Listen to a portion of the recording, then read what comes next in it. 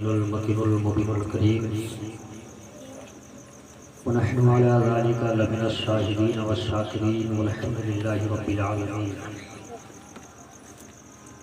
इन्नल्लाहा व मलाइकतहु युसल्लूना अलन नबी या अय्युहल्लज़ीना आमनू सल्लु अलैहि व सल्लिमू तस्लीमा। पूरा मजमा दुरूद पाक पढ़े। अल्लाहुम्मा सल्लि अला सय्यिदिना हबीबना मौलाना मुहम्मदिन बारिक वसल्लिम सल्लु अलैहि सलातो व सलामुन अलैका या रसूलल्लाह सल्लल्लाहु तआला अलैहि वसल्लम। अर्श हक़ है मसनद रिफ़ाअत रसूलुल्लाह की, अर्श हक़ है मसनद रिफ़ाअत रसूलुल्लाह की।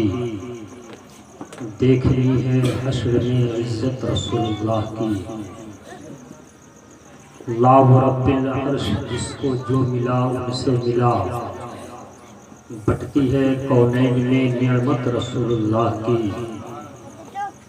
कब्र में लहराएंगे ता हश्र चश्मे नूर के, जलवा फरमा होगी जब तलअत रसूलुल्लाह की। सूरज उल्टे पाँव पलटे चांद इशारे से हो चाँद, अंधे नजदीक देख ले कुदरत रसूलुल्लाह की। तुझसे और जन्नत से क्या मतलब वहाँ भी दूर हो, हम रसूलुल्लाह के जन्नत रसूलुल्लाह की। ऐ रज़ा खुद साहिबे कुरआ है मद्दाहे हुजूर, तुझसे कब मुमकिन हो फिर मिदहत रसूलुल्लाह की। एक बात बताइए तो बोलूँगा क्योंकि वक्त कम मिला है। थोड़े से वक्त में कुछ बातें करके मैं अपनी जगह पकड़ूंगा, क्योंकि बड़े बड़े खुतबा हज़रात तशरीफ़ रखे हुए हैं ख़ुसूसियत के साथ। ख़तीब अहले सुन्नत हज़रत अल्लामा मौलाना नूर मोहम्मद मिसबाह साहब क़िबला, हज़रत अल्लामा समीरुल हक साहब क़िबला, हज़रत अल्लामा सिराज अब्दुल क़ादिरी साहब क़िबला, मुहिब्ब गिरामी हज़रत हाफ़िज़ बुखारी मुहिब्बुल हक, हज़रत मौलाना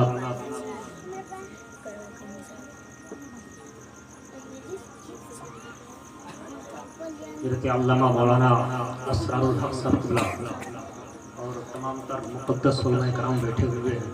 इनकी मौजूदगी में लफ्ज़ाज़ी नहीं, लेकिन जिस तरह से आप सुन रहे हैं, नकीब साहब आएंगे माइक पे, शायर साहब आएंगे तो सुभानअल्लाह बोलेंगे।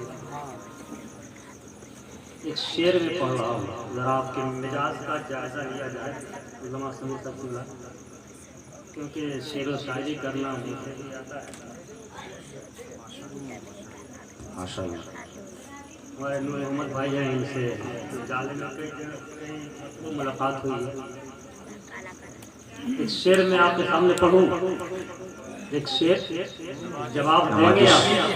ये बस मुंतज़िर को 2-4 मिनट आप लोग संभालें, इंशाअल्लाह आधा घंटा तक मैं आपको संभालूंगा, फिर मैं अपनी गुफ्तगू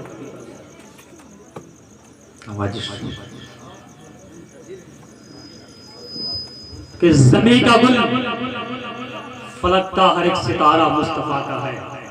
क्योंकि आला हज़रत कलाम में बहुत से जितने साथ पढ़ा सब खामोशी के साथ सुन रहे हैं, क्योंकि वो कलाम जिसका कोई जवाब नहीं। अब जो शेर में पढ़ने जा रहा हूँ, देख रहा हूँ कि इसे आप किस तरह सुन रहे हैं। या तो मेरी आवाज़ आपके कानों पर भारी पड़ जाए या आप मुझ पे भारी पड़ जाए। कि ज़मीं का गुल फलक का हर एक सितारा मुस्तफ़ा का है। अगर बात सच्ची हो तो आपकी आवाज़ निकले, क्योंकि ये उलमाए कराम मौजूद हैं। उनके मौजूदगी में मैं जिम्मेदारी के साथ बोल रहा हूँ कि एक वक्त ऐसा आएगा कि जहाँ पे नफ्सी नफ्सी का आलम होगा, कोई किसी का मददगार न होगा, लेकिन वहाँ भी एक एक नेकी के लोग तरसेंगे। अभी मौका मिला है, कुछ कमा लीजिए। ज़मीं का गुल फलक का हर एक सितारा मुस्तफ़ा का है, जहाँ में जो भी है सारे का सारा मुस्तफ़ा का है।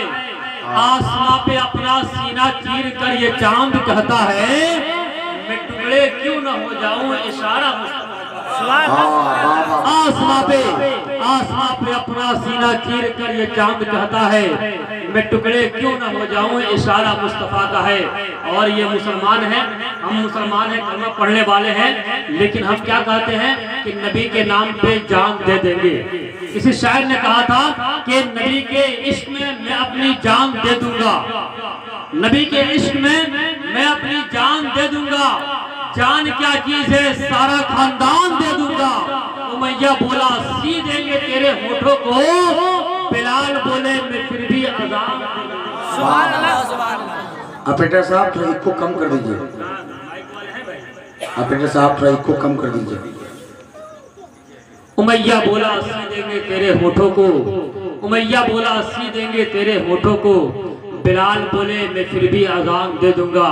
इश्क करने वाले तो बहुत ज्यादा इस दुनिया में आए और करते रहेंगे, लेकिन एक आशिक रसूल की जुबान किसी ने कहा था कि नबी का ख्याल दिल में है कि नहीं, नबी का ख्याल दिल में है कि नहीं, बताओ दुनिया का सबसे बड़ा सवाल है कि नहीं। मेला लगा हुआ है हसीन लोगों का, मेला लगा हुआ है हसीन लोगों का, पता लगाओ नबी का बिलाल है कि नहीं, पता लगाओ नबी का बिलाल है कि नहीं।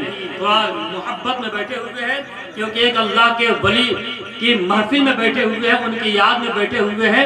जरा मोहब्बत का सबूत दीजिए, क्योंकि अब्बास ताबिस ने कहा था अल्लाह रब्बुल इज्जत ने दीन को मुकम्मल कर दिया है, लेकिन आशिकी वो चीज है जो नामुकम्मल है, आशिकी वो चीज है जो नामुकम्मल है, लामहदूद है। किसी ने अब्बास ताबिस ने कहा था कि दिए वहशत तो ये वहशत ही मुसलसल हो जाए, दिए वहशत तो ये वहशत ही मुसलसल हो जाए, रश करते हुए अतराफ में जलथल हो जाए, मियाँ चलते रहने दो ये सिलसिला दिलदारी का, आशिकी दीन नहीं जो मुकम्मल हो जाए, आशिकी दीन नहीं जो मुकम्मल हो जाए। अभी मैंने खुतबे मसनून के बाद कुरान मुक़द्दस से एक आयत करीमा तिलावत करने का शर्फ हासिल किया है। आप जिसकी मोहब्बत में बैठे हुए यकीनन ये रहेगा नहीं जाएगा, क्योंकि आज जिसकी मोहब्बत में हम बैठे हुए हैं अगर उसका नजरे करम हमसे हो जाए तो यकीनन हमारा बेड़ा पार हो जाएगा। अल्लाह रब्बुल इज्जत फरमाता है कुरान मुक़द्दस में, या अय्युहल्लज़ीना आमनू तक़ुल्लाह व कूनू मअस-सादिक़ीन, ऐ ईमान वालो अल्लाह से डरो और सच्चों की सोबत इख्तियार करो। ये सीधा और साफ तर्जुमा है, ईमान वालों से ही मुखातब होकर अल्लाह रब्बुल इज्जत ने कहा कि ऐ ईमान वालो अल्लाह से डरो और सच्चों की सोबत इख्तियार करो। आज जरा निगाह को उठाकर देखा जाए कि लोगों की भीड़ कहाँ रहती है, लेकिन भीड़ भी ऐसी रहती है जहाँ पे खुदा की पनाह, ऐसी जगह लोग जाते हैं, भीड़ लगाते हैं, और जहाँ पे लोगों को जाना चाहिए वहाँ जाना लोग पसंद नहीं करते हैं। लेकिन आइए थोड़ी देर बगैर किसी लब्बाजी के, बगैर कहीं इधर उधर गए हुए डायरेक्ट मैं अपने पॉइंट पे आ रहा हूँ, अल्लाह के वली के बारगाह में चल रहा हूँ। 15 से 20 मिनट तक मेरी बात होगी, इंशाअल्लाह मैं अपनी जगह पकड़ूंगा। एक बार जरा पूरा मजमा झूम कर दरूद पाक पढ़े, अल्लाहुम्मा सल्ली अला सय्यिदिना हबीबना मौलाना मुहम्मदिन बारिक वसल्लिम सल्लल्लाहु अलैहि वसल्लम या रसूलल्लाह सल्लल्लाहु तआला अलैहि वसल्लम।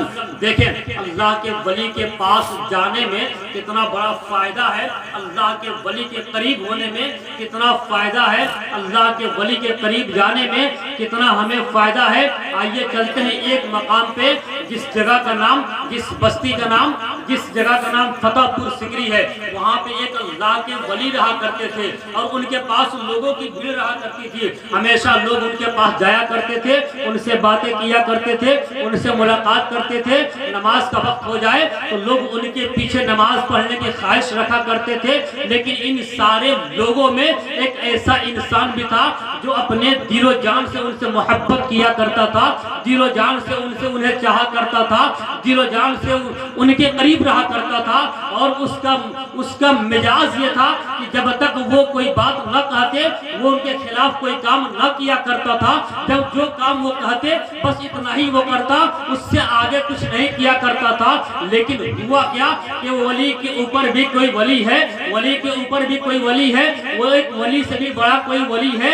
तो वो शख्स जो बेइंतहा अपने पीर से मोहब्बत किया करता था, बेइंतहा अपने पीर को चाहा करता था, अपने पीर से बगैर पूछे पूछे हुए कोई काम नहीं करता था, लेकिन एक ऐसा वक्त आया, एक ऐसा मकाम आया, एक ऐसी घड़ी आई कि वो मुरीद अपने पीर के पास जाता है और कहता है कि हुजूर कुछ मैं बोलना चाहता हूँ। कहा कि बोलो, क्या बोलना चाहते हो? कहा कि हुजूर ये वक्त, ये तारीख करीब आई है। वो कौन सी तारीख है? तो रजब की तारीख, रजब का महीना है, 6ठी तारीख है। लोग अजमेर शरीफ जा रहे हैं, अजमेर शरीफ जा रहे हैं और बस के टिकट कटा रहे हैं। मेरी ख्वाहिश ये है, मेरी तमन्ना ये है कि मैं तो आपके पास हमेशा रहता हूँ, लेकिन दिली ख्वाहिश ये है कि काश एक बार मैं भी अजमेर जाऊं और हिंद के राजा के दरबार में जाऊं और जाकर के वहाँ पे नजरो नियाज करूं, फातिहा पढ़ूं, रोज़े गरीब नवाज को देखूं और देख करके फिर मैं आपकी बरगाह में आ जाऊं। अब वो जो पीर साहब थे,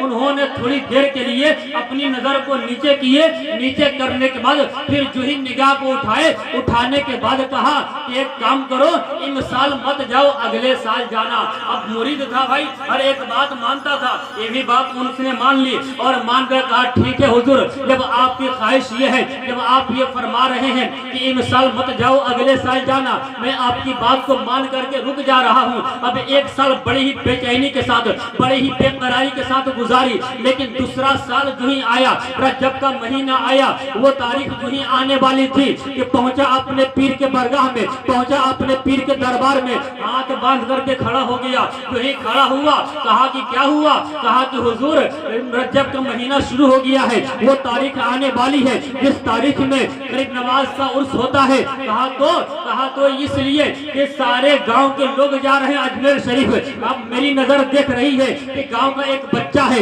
वो भी जा रहा है अजमेर शरीफ, गांव का एक जवान है, वो भी जा रहा है अजमेर शरीफ, गांव का एक बूढ़ा है, वो भी जा रहा है अजमेर शरीफ। ऐ हुजूर, मैं भी जाना चाहता हूँ अजमेर शरीफ। अब पीर साहब थोड़ी देर के लिए निगाह को नीचे किए, निगाह को नीचे करने के बाद फिर नजर को उठाते हैं और पीर के और मुरीद से कहते हैं कि एक काम करो, इन साल मत जाओ, अगले साल जाना, इन साल मत जाओ, अगले साल जाना। थोड़ी देर के लिए आप लोग बेदार हो जाइए, बस इन साल मत जाओ, अगले साल जाना।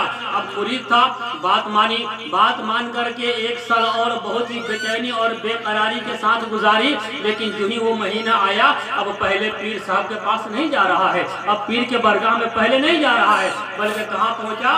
तो पहले पहुंचा बस वाले के पास, पहले पहुंचा बस वाले के पास, क्योंकि इश्क मोहब्बत थी, गरीब नवाज के चौखट पे जाने की चाहत थी। पहुंचा बस वाले के पास, गया, जा करके टिकट ले लिया। जो ही टिकट लिया, टिकट ले करके पहुंचा, कहाँ पहुंचा? अब पहुंचा पीर साहब के पास। जो ही पहुंचा पीर साहब के पास, जा करके हाथ बांध कर खड़ा हो गया, हाथ बांध कर खड़ा है। कहा क्या हुआ?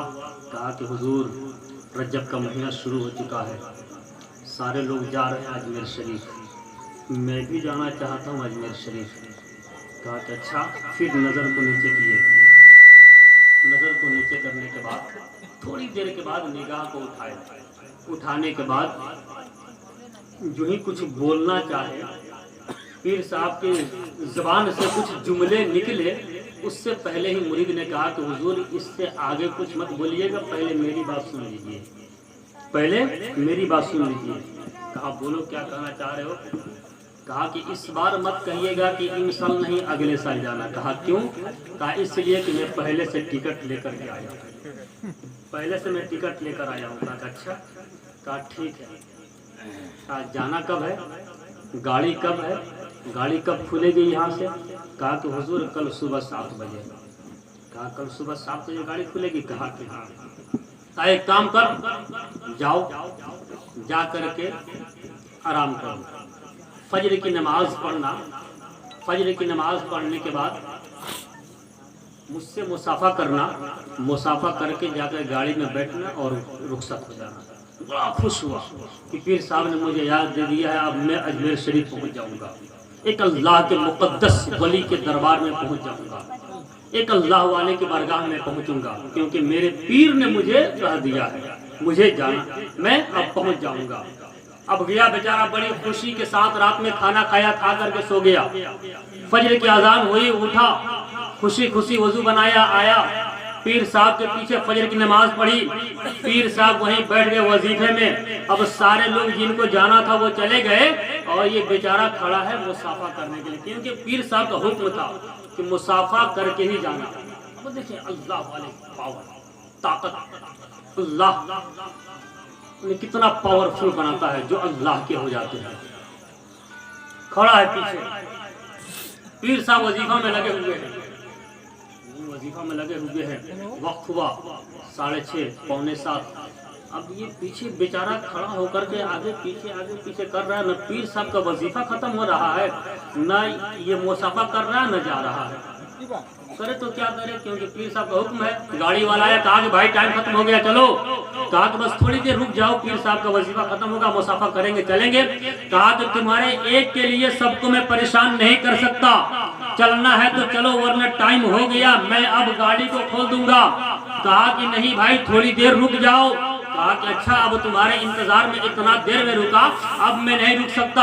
अब ये पीर साहब के पीछे खड़ा है, बेचारा दांत पिस रहा कर, लग रहा कि आज जितना वजीफा है सब आज ही पढ़ डालेंगे, और दिन नहीं पढ़ सकते थे।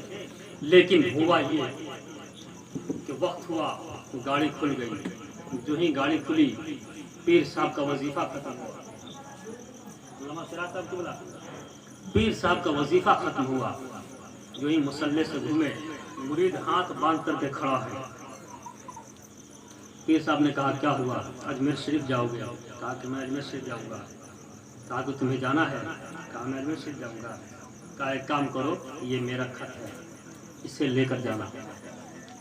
जब वहाँ पहुँचोगे तो एक घना दरख्त मिलेगा, उस दरख्त के नीचे एक नूरानी चेहरे वाला इंसान बैठा होगा, जिसके चेहरे को देखोगे ना तो खुदा भी याद आ जाएगा, मुस्तफ़ा भी याद आ जाएंगे। जरा बोले सुभान अल्लाह। सुभान अल्लाह। कहा अच्छा मैं अजमेर शरीफ जाऊंगा, घने दरख्त को तलाश करूंगा, उसके नीचे एक अल्लाह वाले बैठे हुए नूरानी चेहरे वाले, उनको ये खत दे दूंगा, वापसी में खत का जवाब भी लेकर आऊँगा, लेकिन जाऊँगा कैसे? कहा तुम्हें अजमेर शरीफ जाना है? कहा मैं अजमेर शरीफ जाऊँगा। कहा तुम्हें जाना है? कहा जाना नहीं होता तो फिर मैं टिकट क्यों लेता, लेकिन अब मैं जाऊँगा कैसे, गाड़ी तो चली गई। कहा तुम्हें जाना है? कहा कि हाँ मुझे जाना है। कहा एक काम कर, आंखों को बंद कर। कहा कि वाह इतना पागल समझे मुझे, आंख बंद करके जाना होता तो सब आंख बंद करके पहुंच जाते हैं, गाड़ी का टिकट लेने का जरूरत थी। कहा कि आंखों को बंद कर। कहा कि आप जाएंगे नहीं ना, कहीं ऐसा नहीं कि उधर भी नहीं जा पाया, आप भी गैप हो गए तो फिर मैं इधर का रहूंगा ना इधर का रहूंगा। कहा ऐसा नहीं होगा, आंखों को बंद कर। कहा उसके बाद कहा कि आंखों को बंद कर, पहला कदम उठाना जमीन पे रखना, आंख को मत खोलना। दूसरा कदम उठाना जमीन पे रखना, आंखों को मत खोलना। तीसरा कदम उठाना जमीन पे रखना, आंखों को खोल देना। कहा कि इतने देर के बीच में अगर आप कहीं मस्जिद से बाहर चले गए तो? कहा कि ऐसा नहीं होगा, आंखों को बंद कर। कहा ठीक है, आंख बंद किया। कहा इसके बाद? कहा अब कदम को उठाओ, जमीन पे रखो। एक कदम उठाया है, जमीन पे रखा, राम की आंख खोल कर अरे क्या कर रहा है? कहा नहीं देखा तुम्हें आप हैं कि नहीं है। कहा आंखों को बंद कर। आंख बंद किया, पहला कदम उठाया है, जमीन पे रखा है। दूसरा कदम उठाया है, जमीन पे रखा है। तीसरा कदम उठाया है, जमीन पे रखा है, आंख बंद है। लेकिन जब तीसरे कदम में आंख खोली तो क्या देख रहा है कि आंख जब बंद थी तो फतेहपुर सिकरी में था, लेकिन जब आंख खुली तो अजमेर शरीफ में। सुभान अल्लाह, सुभान अल्लाह, सुभान अल्लाह। बड़ा खुश हुआ, बड़ा खुश हुआ कि अल्लाह का कितना बड़ा एहसान है कि अल्लाह ने पीर भी दिया है, तो इतना बड़ा पीर दिया है कि आंख बंद करा करके फतेहपुर से अजमेर भेज दिया है।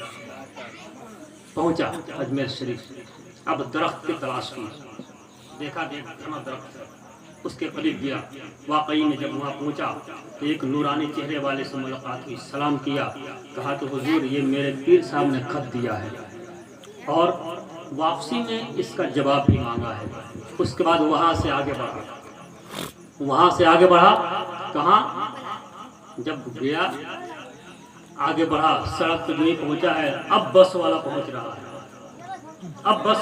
रहा है। बस वाले से मुलाकात ही, कहा कि अबे तुमको तो फतेहपुर सिकरी में छोड़कर आया था, यहाँ कैसे पहुँच गया? कहा कि बस वाला बनता था, रुकेंगे नहीं, देखो तुमसे पहले मैं आ गया। कहा कैसे आया? कहा कैसे आया छोड़ो, लेकिन तुमसे पहले आ गया ना। कहा आया कैसे ये तो बता। कहा कैसे आया छोड़ो ना, लेकिन तुमसे पहले मैं आ गया। कहा कि नहीं बता कैसे आया। कहा कि सुनना चाहता है, कहा कि हाँ बता दे कैसे आया, किस गाड़ी पे आया। कहा कि मैं इश्क वाली गाड़ी पे चढ़कर आया, इश्क वाली गाड़ी पे। कहा कि इश्क वाली गाड़ी ये किस्सा कब खुली है? कहा बहुत पुरानी गाड़ी है। कहा कितनी पुरानी? कहा बहुत पुरानी। कहा कितनी पुरानी? कहा बहुत पुरानी। कहा अबे बता तो सही कितनी पुरानी। तो कहा कि सुनना चाहता है तो सुनो, ये इतनी पुरानी गाड़ी है कि इश्क वाली गाड़ी पे अबू बकर चढ़े तो सिद्दीक बन के चमके, इसी इश्क वाली गाड़ी पे उमर चढ़े तो अदालत के पैकर बन के चमके, इसी इश्क वाली गाड़ी पे उस्मान चढ़े तो शुजाअत के पैकर बन के चमके, इसी इश्क वाली गाड़ी पे हजरत अली चढ़े तो शेरे खुदा बन के चमके, इसी इश्क वाली गाड़ी पे इमाम हुसैन चढ़े तो शहीद आजम बन के चमके, इसी इश्क वाली गाड़ी पे अब्दुल कादिर चढ़े तो गौसे आजम बन के चमके, इसी इश्क वाली गाड़ी पे मुइनुद्दीन चढ़े तो अजमेर के राजा बन के चमके, इसी इश्क वाली गाड़ी पे अख्तर रजा खान चढ़े तो ताजुश शरिया बन के चमके, अरे इसी इश्क वाली गाड़ी पे मोहम्मद रजा खान चढ़े तो मुजद्दिद आजम बन के चमके, इसी इश्क वाली गाड़ी पे मेरे पीर ने मुझे चढ़ा करके भेज दिया है। अब वहाँ से चला है, उसका मेला लगा हुआ है, वहाँ चढ़ा, एक नवाज के रोजे पर गया, फातिहा खाने की, चादर पोशी की, सब काम तो किया, वहाँ से करने के बाद फिर पलटा है। अब जो ही वहाँ से पलटा है, इसके दिमाग में एक बात चलने लगी कि यार मेरे पीर साहब ने तो मुझे भेज दिया है, वहाँ से भेजने के लिए तो भेज दिया है, लेकिन वापसी का रास्ता नहीं बताया है, मैं वापस जाऊंगा तो कैसे जाऊंगा। फिर पहुंचा गाड़ी वाले के पास, कहा कि भाई एक काम कर, उधर से तो मेरे पीर साहब ने मुझे भेज दिया है, लेकिन वापस जाने का तरीका नहीं बताया है, एक काम कर, अगर एक आदमी की सीट खाली हो तो मुझे भी बैठा ले। कहा कि नहीं, जिस इश्क वाली गाड़ी पे चढ़ कर आया है उसी इश्क वाली गाड़ी पे चढ़ कर चला जाए। कहा कि भाई अब इधर से तो मैं नहीं जा सकता, तो पीर साहब ने भेज दिया है, देखो गुंजाइश करो, अगर हो सके तो मुझे खड़ा करा लो गाड़ी में। कहा कि कोई गुंजाइश नहीं है, यहाँ से वापस जाओ, क्योंकि तुम्हें बस में मैं चढ़ने नहीं दूंगा। कहा कि ठीक है। अब वहाँ से फिर पहुँचा, कहाँ पहुँचा? तो उसी जगह पहुँचा जहाँ पे खल दिया था, उसी दरख्त के नीचे पहुँचा। दरख्त के नीचे पहुँचा है, पहुँचने के बाद देखा कि वही नूरानी चेहरे वाले बैठे हैं, जाकर सलाम किया। कहा कि हुजूर खत का जवाब जो मेरे पीर साहब ने मांगा था, अब खत का जवाब मिला। अब उनके पीछे आकर खड़ा हो गया बेचारा, अब वहीं पीछे खड़ा है, न जा रहा है न कुछ बोल रहा है। नूरानी चेहरे वाले ने देखा, कहा क्या हुआ, जाओ? कहा कि यही तो मामला फंस रहा है। कहा कि जाओ? कहा यही मामला फंस रहा, मैं जाऊंगा कैसे? कहा कि जाओ, जिस तरह आया था उस तरह जाओ। कहा आने के लिए तो आ गया, लेकिन जाने का तरीका नहीं मालूम। कैसे आया था? कहा मैं कैसे आया था वो छोड़िए, कैसे भेजना है ये बताइए। कहा बताओ कैसे आया था, उसके बाद ना मैं भेजूंगा। कहा कि नहीं, जिस तरह मैं आया था वो छोड़ दीजिए, अब इधर से भेजना कैसे है ये बताइए, इधर से भेजना कैसा है ये बताइए। कहा कि जब तक बताएगा नहीं कैसे आया था मैं भेजूंगा नहीं। कहा बताना पड़ेगा। कहा कि हाँ बताएगा तभी तो मुझे भी मालूम होगा, उसके बाद मैं तुझे भेजूंगा। कहा कि जब सुनना चाहते हैं तो सुनिए, मैं अपने पीर साहब के बरगाह में खड़ा था, मेरे पीर साहब ने आंखों को बंद करा करके 3 कदम में मुझे फतेहपुर सीकरी से अजमेर भेज दिया। कहा 3 कदम में? कहा कि हाँ। कहा मैं तुझे 2 कदम में भेज दूंगा। कितना? 2 कदम में मैं तुझे भेज दूंगा। कहा कि अच्छा, मेरे पीर साहब इतने बड़े हैं तो मुझे 3 कदम में भेजे हैं, आप मेरे पीर साहब से बड़े हैं, क्या आप 2 कदम में भेजिएगा? कहा कि हाँ। कहा ठीक, क्या करना होगा? कहा आंखों को बंद कर, पहला कदम उठाना, जमीन पर रखना, आंखों को मत खोलना। कहा गारंटी है ना, कहीं आप भी यहाँ से चलेगा तो फिर मैं यहाँ फंसा रह जाऊंगा, जा नहीं पाऊंगा वापस। कहा ऐसा नहीं होगा, आंखों को बंद करो, आंखों को बंद करो। कहा कि आंख बंद करो ना, आप गायब तो नहीं होंगे ना? कहा कि नहीं ऐसा नहीं होगा। कहा ठीक है, आंख बंद किया। कहा अब क्या करना है? कहा आंख बंद हो गई। कहा जी हुजूर आंख बंद हो गई। कहा पहला कदम उठा जमीन पे रख, पहला कदम उठाया जमीन पे रखा। कहा दूसरा कदम उठा जमीन पे रख, दूसरा कदम उठाया जमीन पे रखा। अब आंखों को खोल दिया तो क्या देख रहा है कि जब आंख बंद थी तो अजमेर शरीफ में था, जब आंख खुली तो फतेहपुर सीकरी में पीर साहब के सामने हाजिर है। बड़ा खुश हुआ और जो खुश हुआ कहा कि ये लीजिए अपने खत का जवाब। अब जो हंसने लगा कहा क्या हुआ, क्यों मुस्कुरा रहे हो? पीर साहब ने कहा क्यों मुस्कुरा रहे हो? कहा कि आप क्या समझते थे कि आप ही सबसे बड़े पीर हैं? अरे वो जिनसे मुलाकात हुई थी ना वो आपसे भी बड़े पीर हैं। आपने तो मुझे 3 कदम में भेजा था और वो इतने बड़े पीर हैं कि उन्होंने मुझे 2 कदम में भेज दिया है, उन्होंने मुझे 2 कदम में भेज दिया है। लेकिन इतना बोलना था कि मुरीद था। कहा कि हुजूर एक बात समझ में नहीं आ रही है। कहाँ है? तो अब खड़ा होकर के बात नहीं कर रहा है बल्कि कदमों पे गिरा है, पाँव को पकड़ा है। कहा कि हुजूर बात समझ में नहीं आ रही है कि जो खत आपने दिया था मैंने उसे खोल कर देखा था, कुछ मुझे लिखावट नहीं नजर आई, ना मुझे कुछ समझ में आया। लेकिन जब मैंने खत उनको दिया उन्होंने देखा, देखकर मुस्कुरा दिए। और जो उन्होंने खत दिया था मैंने उसे भी देखा लेकिन मुझे कुछ नजर नहीं आया। आपने उसे देखा और देख करके मुस्कुरा दिया। आखिर बात क्या है? आपने क्या लिखा था और उधर से जवाब क्या मिला? ये बात समझ में नहीं आ रही है। कहा कि आगे सुन, मैंने लिखा था ओ खाजाओं के खाजा, ओ राजाओं के राजा, अजमेर में कैसी धूम मचा कर रखी है कि किसी का दीवाना किसी के जगह पे टिकना नहीं चाह रहा है। क्योंकि रजब की 6ठी तारीख आ रही है, सब जगह छोड़ करके अजमेर पहुंच जा रहे हैं। किसी के दीवाने को किसी के पास रहने दो। कहा जवाब क्या मिला? कहा जवाब ये मिला कि तुम एक दीवाने को नहीं संभाल सकते, मेरा दीवाना तो पूरी दुनिया में है। उतना बोलना था कि मुरीद ने बोल पड़ा कि हुजूर एक बात समझ में नहीं आ रही है, एक बात और मुझे बता दिया जाए। कहा क्या पूछना चाहते हो पूछो। कहा कि ये तो बता दिए कि हाँ आपने खत दिया और जवाब भी मिल गया, लेकिन ये तो बताइए जिससे मैं मिल करके आ रहा हूँ वो कौन थे? जिससे मैं मिल करके आ रहा हूँ वो कौन थे?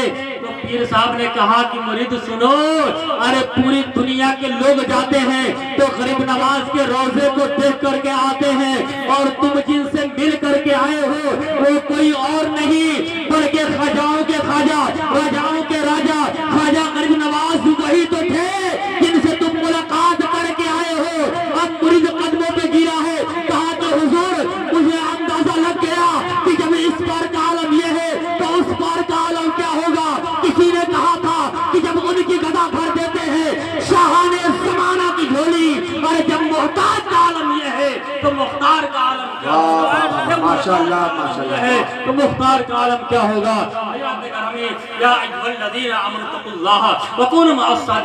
यकीनन किसी अल्लाह वाले से मोहब्बत करते हैं तो दिल की आता गहराई से मोहब्बत कीजिए। सिर्फ नाम के लिए नहीं कि लोग हमें दीवाना कहें बल्कि ये सोच कर कहिए, ये सोच कर मोहब्बत कीजिए कि कोई कहे या न कहे लेकिन गरीब नवाज ने अगर मुझे अपना कह दिया तो फिर हमारा बेड़ा पार हो जाएगा।